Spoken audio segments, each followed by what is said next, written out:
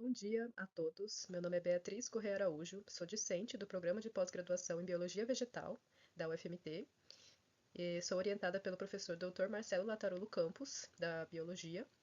E o nome do meu projeto é Efeito das lesões mecânicas no crescimento e florescimento do tomateiro da espécie Solanum lycopersicum.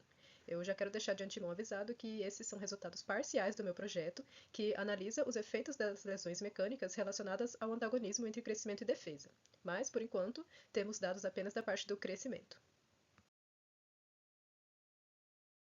As plantas, devido à sua natureza séssil, precisam constantemente alterar seu desenvolvimento para conseguir responder a sinais ambientais.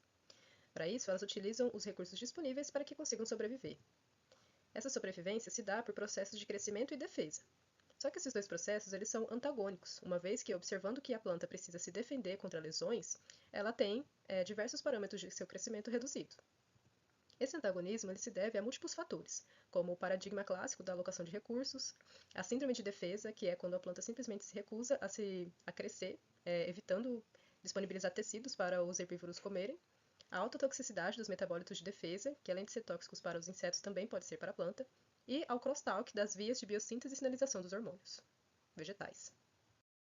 Recentemente foi descrito por Cunha et al. Em 2023 um protocolo de lesão mecânica, os quais ele descreve que, ao sofrer 10 lesões consecutivas, no 25º dia de vida da planta, ela tem diversos parâmetros de seu crescimento reduzido, como podemos observar nesses dados que são desse artigo. O gráfico de crescimento, ou podemos observar que plantas que não sofreram lesões cresceram muito mais do que plantas que foram lesionadas. Utilizando agora o mesmo método, o presente estudo, que é o meu projeto, pretende quantificar crescimento e defesa em plantas submetidas a diferentes níveis de estresse por lesão mecânica. A hipótese seria de que a variação na frequência de lesões mecânicas afetará diretamente o equilíbrio entre esse crescimento e defesa, a planta precisará se defender mais, portanto, ela não conseguirá crescer o suficiente, o que resultará em uma resposta diferencial a depender do número de lesões que essa planta sofrerá. Então, para a metodologia, o material vegetal utilizado na nossa pesquisa será uma cultivar chamada microtom, é um tomateiro da espécie Solanum lycopersicum, só que é um tomate pequenininho, daí o nome microtom. Essas plantas serão germinadas e crescidas em uma sala de crescimento que tem um ambiente controlado, com temperatura, umidade e luz e escuro controlados todos os dias. As lesões mecânicas nos tomateiros serão desenvolvidas conforme o protocolo do nosso laboratório, que a lesão vai ser feita no 25º dia de vida utilizando o fórceps. A gente utilizará essa ferramenta, que ela dá um apertão na folha da planta e ela fica com essa marquinha.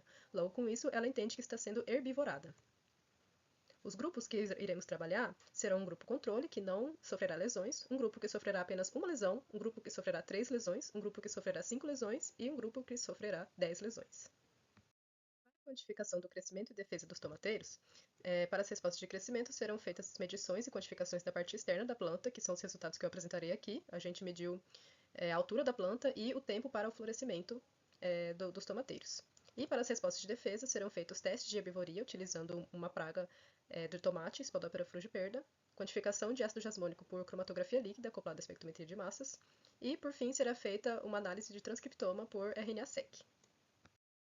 Quanto aos nossos resultados, fizemos um primeiro experimento de teste, onde separamos 3 grupos, um grupo controle, que não sofreu lesões, um grupo que sofreu apenas uma lesão e um grupo que sofreu 10 lesões.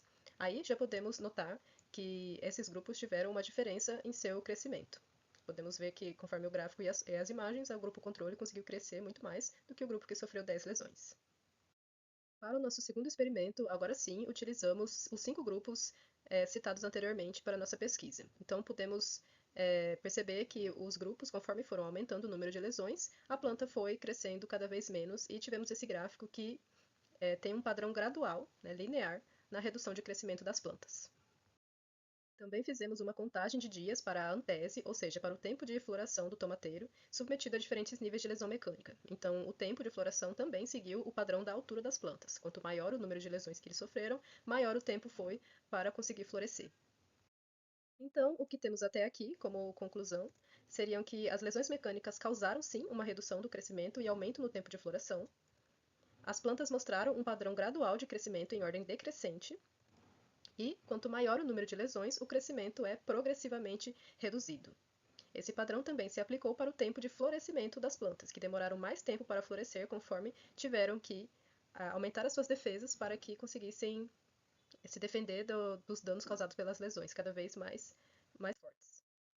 Esses aqui serão os próximos passos, fazer o sequenciamento de RNA para termos a análise do transcriptoma, a quantificação de ácido jasmônico nesses grupos de plantas submetidos a diferentes níveis de estresse e fazer testes de herbivoria também nesses grupos de plantas para vermos a resposta das pragas de tomate frente às plantas que estão se defendendo de diferentes maneiras. E é isso, muito obrigada!